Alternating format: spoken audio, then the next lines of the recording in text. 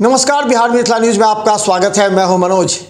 देखिए, केंद्र सरकार के मंत्री जो लगातार पूरे बिहार में आने वाले 2025 चुनाव को लेकर के जो मोदी के कैबिनेट ने उन लोगों को दायित्व दिया है, उसे लेकर के बिहार में आकर राजनीति कर रहे हैं।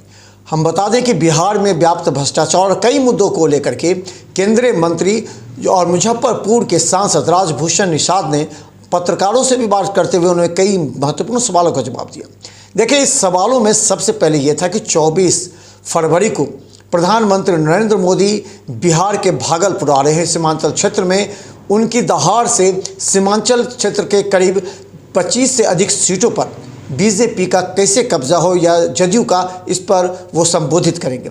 इससे पहले ही मुख्यमंत्री नीतीश कुमार का दिल्ली दौरा भी चर्चा में है। इस पर राजभूषण निषाद ने कहा कि ये मुख्यमंत्री नीतीश कुमार कई गंभीर मुद्दे पर चुनाव के साथ प्रधानमंत्री के आने वाले कार्यक्रम को लेकर के भी वो बात करने के लिए दिल्ली गए हैं। इसके अलावा जब इस बात को पूछा गया कि तेजस्वी यादव को मुख्यमंत्री बनाने के लिए लालू यादव ने कहा है, तो इन्होंने कहा कि वो ख्याली पुलाव देखना बंद करें, वो केवल सपने देखते हैं दिन में। वहीं मुख्यमंत्री नीतीश कुमार के बेटे निशांत के राजनीति में आने के सवाल पर उन्होंने कहा कि ये वो लोग सवाल पूछ रहे हैं जो परिवारवाद हैं। उन लोगों से जाकर के पूछिए जो अपने परिवार को ही सांसद, विधायक और मंत्री बनाते हैं। यहाँ अगर निशांत अपनी जिम्मेवारी निभाने के लिए आते हैं तो सबको एक्सेप्ट करना चाहिए।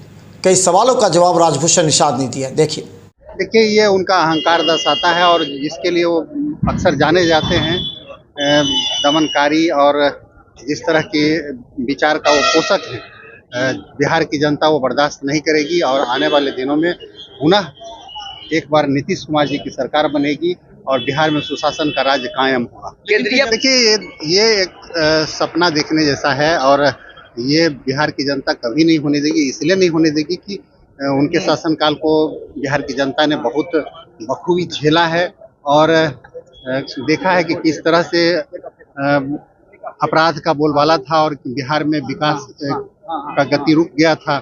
और जब से सुशासन की सरकार बनी है, आदरणीय नीतीश कुमार जी की सरकार बनी है, तब से लगातार बिहार में विकास हो रहा है। चाहे आप किसी भी क्षेत्र की बात कर लें, चाहे वो कानून व्यवस्था की बात हो, चाहे आप रोड की बात हो, स्वास्थ्य क्षेत्र में बात हो, हर क्षेत्र में लगातार बिहार विकास किया है और बिहार की जनता को विकास पसंद है, विनाश पसंद नहीं।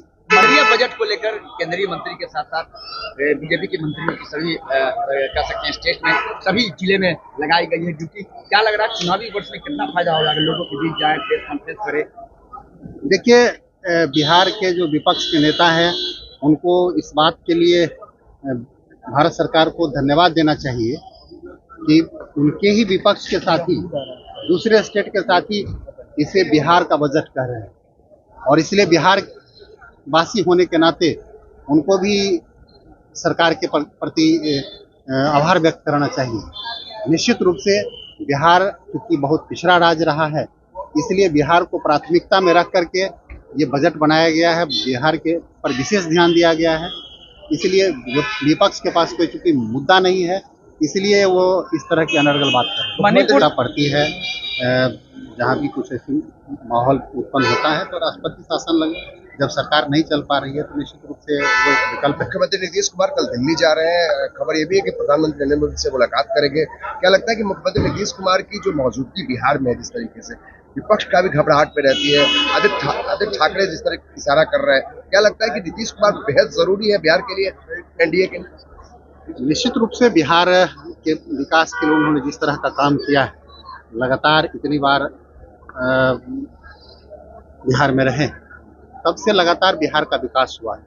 तो विपक्ष के पास चूंकि कोई चेहरा नहीं है, तो विपक्ष लगातार प्रयास कर रहा है कि हम इशारा करके बुलाएं, अपनी तरफ बुलाएं उनको, लेकिन वो समझते हैं कि अगर बिहार का विकास करना है तो हमको एनडीए को इंटैक्ट रखना होगा। भारतीय जनता पार्टी और जनता दल यूनाइटेड और जो भी हमारे गठबंधन हम हैं, राष्ट्रीय लोक मोर्चा है, सारे लोग इंटैक्ट हैं और सारे गठबंधन का एक ही उद्देश्य है कि बिहार को कैसे मजबूत किया जाए, बिहार को कैसे विकसित किया जाए। 24 को प्रधानमंत्री का दौरा है भागलपुर। हाँ, ये स्वाभाविक, क्योंकि विकास के क्रम में हर जगह जाते रहते हैं। तो इसी कड़ी में एक दौरा है और इस क्षेत्र में भी विकास के नए आयाम को लिखेंगे, क्योंकि बिहार के लिए उन्होंने बहुत कुछ किया है, तो उस क्षेत्र के विकास के लिए भी कुछ उनका मुलाकात और भारत और अमेरिका साथ मिलकर के विश्व की जो आतंकवाद है उसके विरुद्ध लड़ने के लिए एक मंच पर आया है। और पहले से भी आज विपक्ष भले जितना भी हल्ला कर ले, लेकिन पूरे विश्व कम्युनिटी में ये मैसेज है कि आदरणीय प्रधानमंत्री नरेंद्र मोदी जी के नेतृत्व में भारत का मान सम्मान बढ़ा है और इस बात को कोई नज़रअंदाज नहीं कर सकता है। भारत के प्रेजेंस को जिस तरह से उन्होंने उभारा है हम सब समझते हैं। एक सवाल है सर, मुख्यमंत्री नीतीश कुमार के जो बेटे हैं निशान, उनकी राजनीति में एंट्री की संभावनाएं हैं, विपक्ष के द्वारा आरोप भी लगाया जा रहा है, आप कैसे देखते हैं परिवारवाद को लेकर आरोप? देखिए, जो लोग खुद परिवारवाद में लिप्त हैं और दूसरे के बारे में अभी सिर्फ अटकलें हैं, तो उनको बेचैनी हो रही है। जो आज तक परिवारवाद के पोषक जो पार्टी रही है, वो खुद आज इस बात का पहले वो जवाब दें कि उनके बच्चे जो अयोग्य बच्चे हैं वो जब आ सकते हैं, कोई भी आ सकता है। सिर्फ इस आधार पर कि वो नीतीश कुमार जी के बेटे हैं, उनको राजनीति से वंचित नहीं किया जा सकता है, ये समझना चाहिए।